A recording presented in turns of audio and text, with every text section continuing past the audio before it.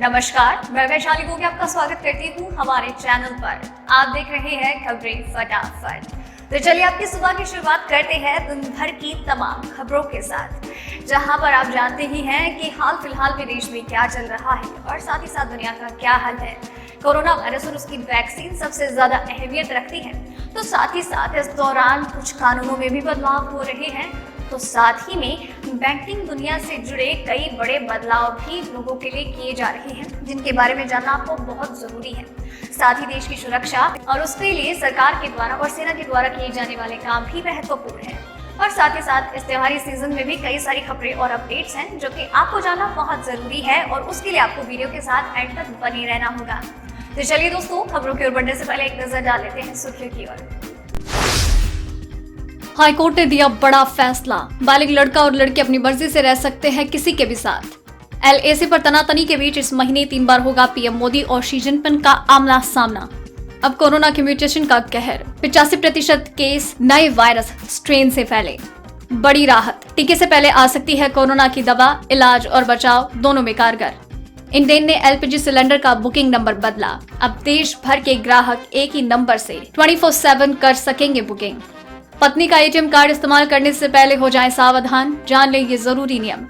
जनधन खातों में पैसा जमा करने या निकालने पर नहीं लगेगा चार्ज, बैंकों ने कही ये बात।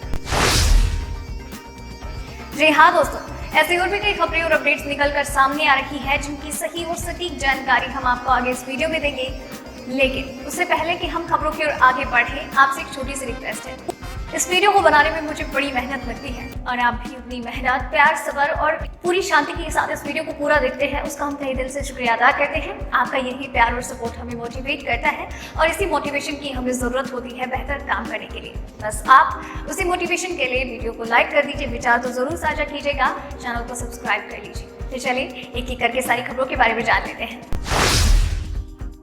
देश में कोरोना वायरस के संक्रमितों की संख्या 82,67,623 हो गई। बीते 24 घंटे में कोरोना के 38,310 नए मरीज मिले और 490 लोगों की जान गई। पिछले 24 घंटे के अंदर 58,524 लोग डिस्चार्ज हुए। संक्रमण के चलते अब तक 1,23,097 लोगों की मौत हो चुकी है। अब तक 76,03,121 लोग रिकवर हो चुके हैं। रिकवरी रेट भी 1% के इजाफे के साथ 92% हो गया। बढ़ते हैं अगली खबर की ओर।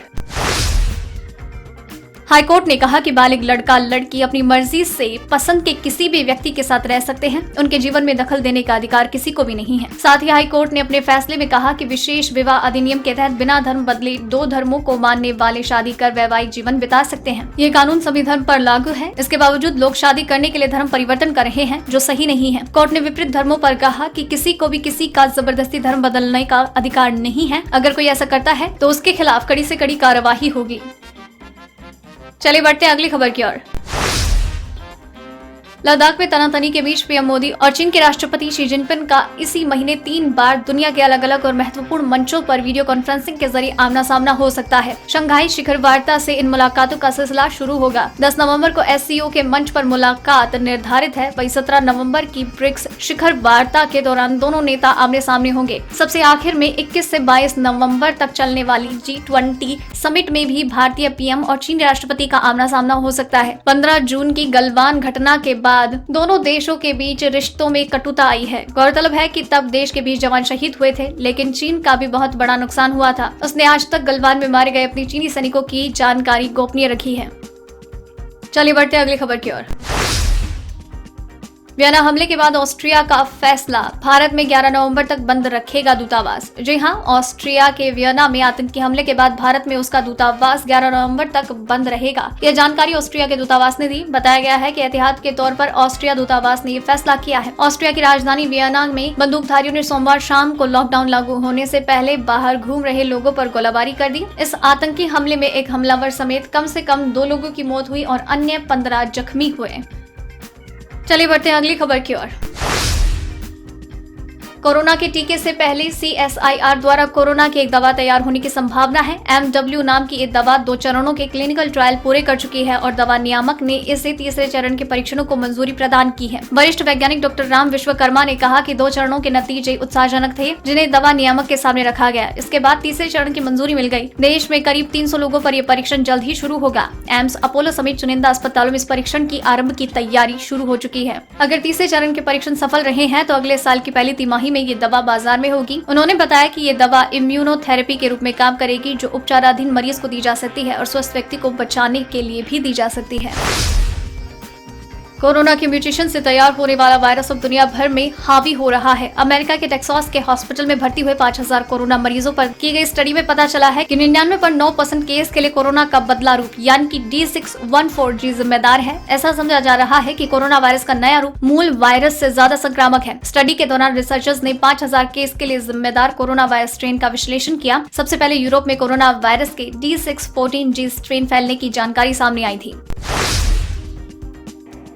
दोस्तों, खबरें खत्म नहीं हुई हैं, खबरों का सिलसिला लगातार जारी रहेगा। आप बस चैनल के साथ बने रहिए, चैनल को अभी सब्सक्राइब कर लीजिए और साथ ही बेल आइकन को दबा दीजिए ताकि हर खबर का नोटिफिकेशन आप तक लगातार आता रहे।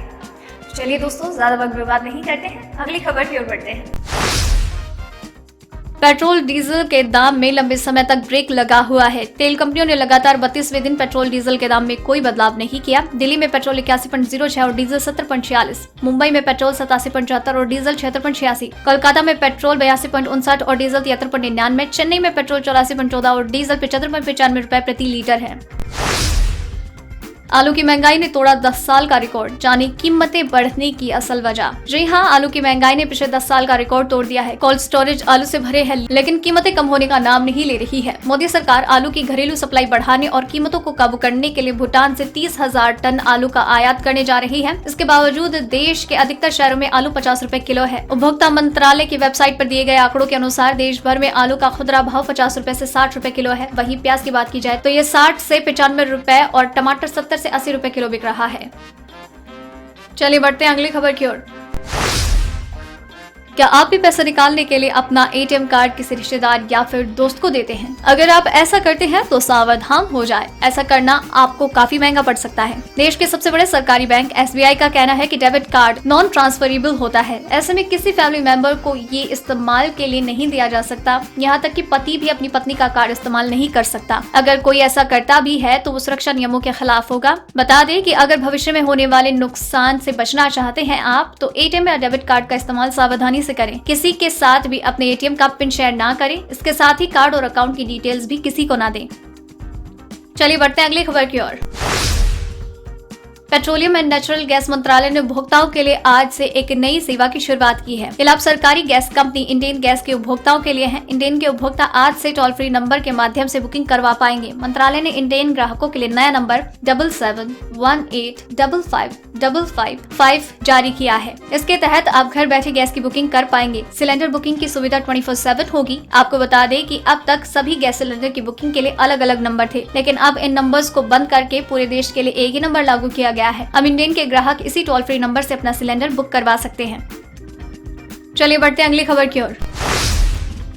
बैंकों ने जनधन खाता धारकों को बड़ी राहत दी है। बैंकों की ओर से ऐलान किया गया है कि जनधन खाता धारकों को पैसे जमा करने या निकालने के लिए किसी तरह का चार्ज नहीं देना होगा। बैंकों ने साधारण जमा खातों पर भी इस तरह का कोई चार्ज नहीं लिए जाने की बात कही। खबर के अनुसार ICICI बैंक ने अपने सभी बचत खातों और जनधन खातों पर किसी तरह का चार्ज नहीं लगाने की बात कही। वहीं SBI, BOB और PNB बैंक ने भी जनधन खातों पर किसी तरह का शुल्क नहीं लिए जाने की बात कही। जनधन खातों पर मिनिमम बैलेंस रखने की बाध्यता नहीं है। सामान्य खातों पर बैलेंस कम होने पर बैंकों की ओर से शुल्क लिया जाता है। तो दोस्तों, आज की इस वीडियो में बस इतना ही। खबरों का ये सिलसिला यही खत्म करते हैं, लेकिन खबरें आप तक लगातार आती रहेंगी और उसके लिए आपको अभी चैनल को सब्सक्राइब करना है, बेल आइकन को दबाना है ताकि खबरों का नोटिफिकेशन आप तक लगातार आता रहे। वीडियो पूरा देखा है तो अभी वीडियो को लाइक कीजिए, साथ ही साथ अपने विचार हमसे साझा कीजिए और अपना नाम भी मेंशन कीजिए, इसे तो बिल्कुल मत भूलिएगा। और साथ ही में वीडियो को अपनी फैमिली और फ्रेंड्स के साथ शेयर भी कीजिए। धन्यवाद।